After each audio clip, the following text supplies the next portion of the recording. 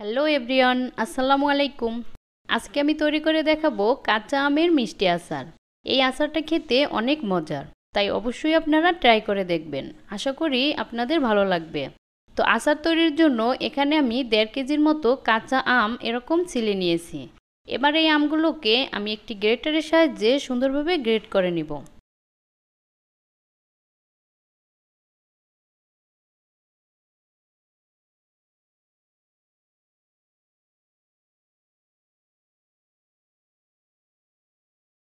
আর এই যে এভাবে আমি সবগুলো আম গ্রেট করে নিলাম।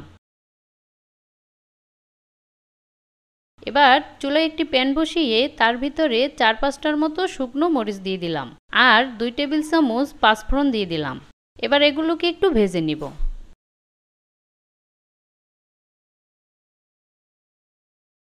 তারপরে এগুলোকে আমি ব্লেন্ডারের সাহায্যে গুঁড়ো করে নিব।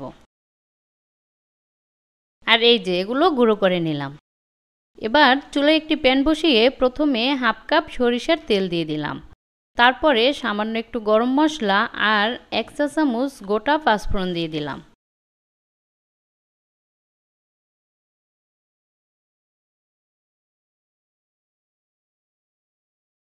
এবার এর ভিতরে দিলাম হাফ চা চামচ রসুন বাটা আর হাফ চা চামচ আদা বাটা।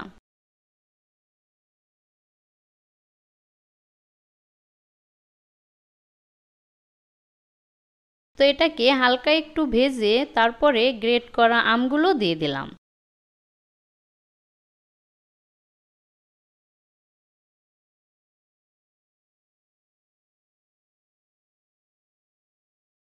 আর এই যে আমগুলো দেওয়ার পরে এটাকে সুন্দরভাবে মিশিয়ে দিতে হবে।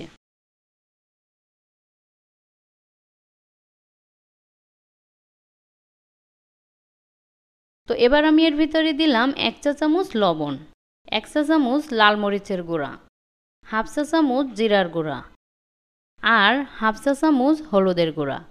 এবার এই সব কিছু সুন্দরভাবে মিশিয়ে দিতে হবে।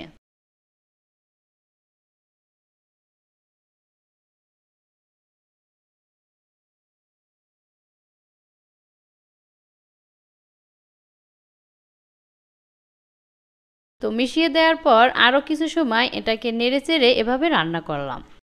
তারপরে আমি এর ভিতরে দিয়ে দিলাম পুরো 1 কাপ চিনি। যেহেতু এটা মিষ্টি আচার তাই চিনির পরিমাণটা একটু বেশিই দিতে হবে।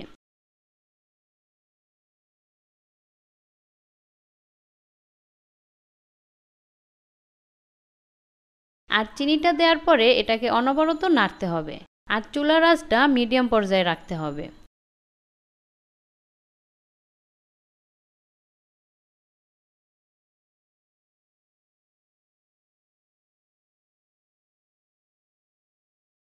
আর নাড়তে নাড়তে যখন এরকম আঠালো হয়ে আসবে তখন আমি এর ভিতরে দিয়ে দিলাম 2 টেবিল চামচ পরিমাণ ভিনেগার। ভিনেগারটা দিলে আচারটা বেশি দিন সংরক্ষণ করা যাবে।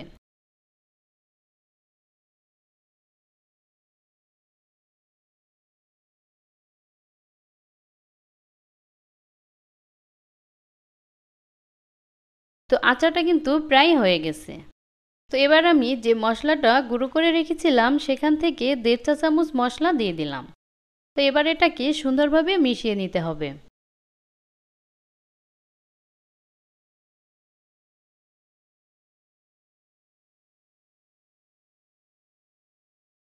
তো আচারটা কিন্তু হয়ে গেছে। এবার আমি চুলাটা বন্ধ করে দিলাম।